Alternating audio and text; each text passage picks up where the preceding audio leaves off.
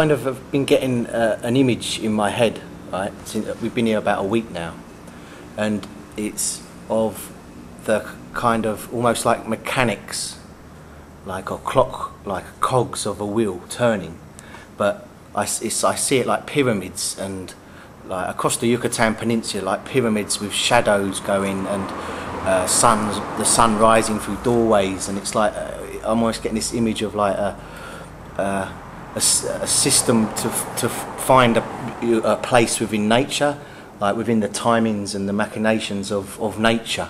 You know, is that kind of how the ancient or the Mayan peoples would have viewed it? That is, you know, the kind of clock, like a clock almost, but a clock with shadow and marking the equinoxes and so on. Well, when you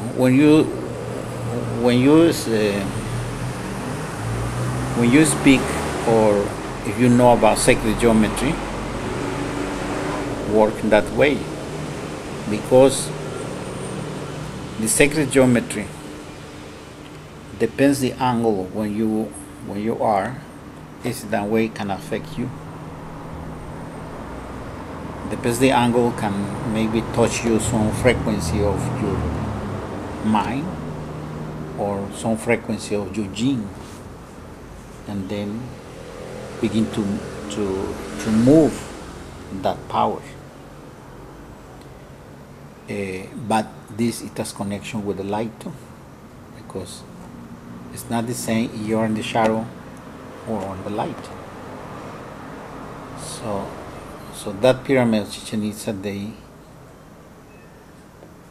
they build that pyramid to do many things at the same time.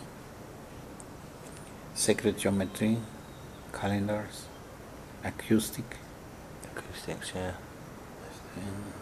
like clock with light and shadow. Exists many things there in that pyramid today.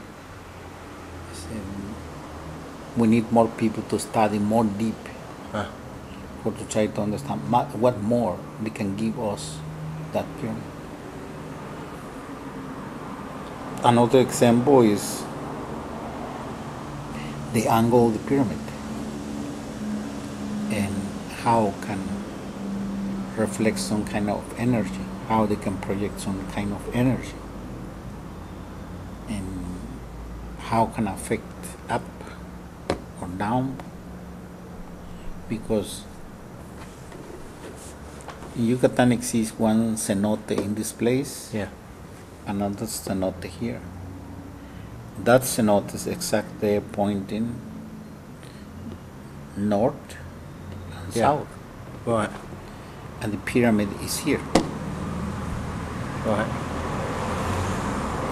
You divide it from here to here in three parts. The pyramid is here, Yeah. and the angle of the pyramid have a 17 degrees 17 degrees, right? Deviation according to the pole north.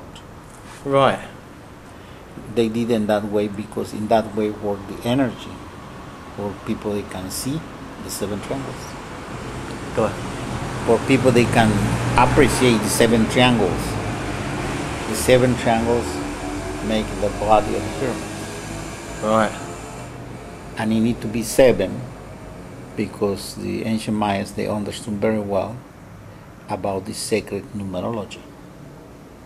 Right. Many places like India, Yeah. seven is so important, seven powers. In Maya, As well. exists many things like that. People need to learn more than this kind of modern civilization can give us, more than this Western culture can give us. The Western culture, they don't understand many things because it's different culture. Yeah. You see, That's amazing. You mentioned just then acoustics, because I play tambours and some sticks, and when we was at Chichen Itza, we saw them doing the clap, and the reflection of the sound is like 10 times louder than the initial clap, you know. Well, one of the problems there is only one people they need to do this, Yeah. not a group. Right. Because when you did this, you can hear the eagle up there. So they print in the acoustic the eagle when I say grasnea, when the eagle say Oh yeah. well, Yeah. they Squawk. print in the atmosphere and the place with calculation on acoustic. So not everybody they do this. It needs to be only one person, and you can hear perfect. Yeah. Yeah. I mean, the sound coming back was just, like I say, much louder.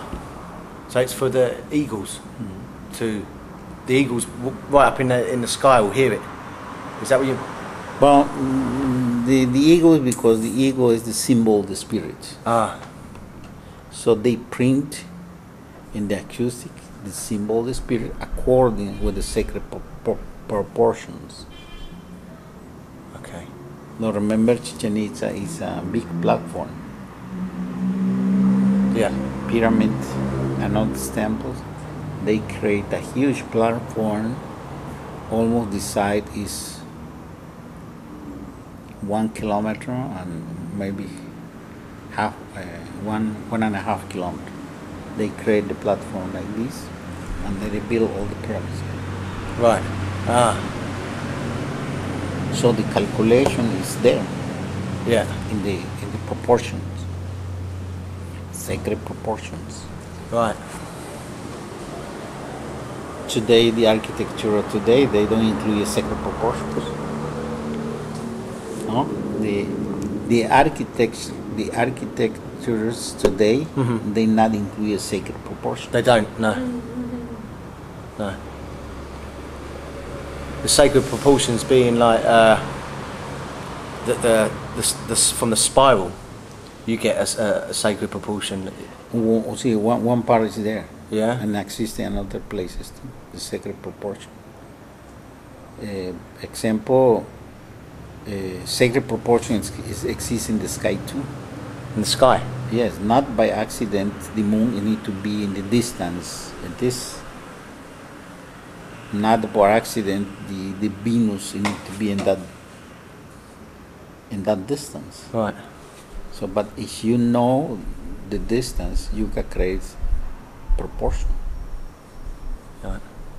If you 7 millions, you can do maybe 1 million. Another 10 millions, you can do this, and then you create spaces for sacred proportion. Right. Right.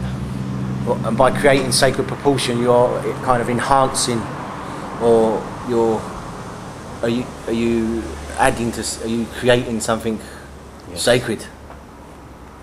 Yes, because Your connection with the Creator. Exactly, you create it with the energy of the cosmos. Right.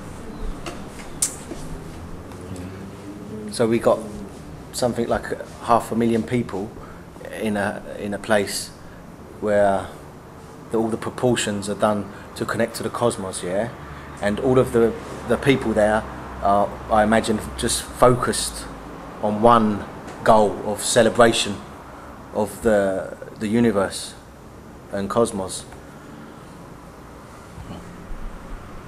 That's deep.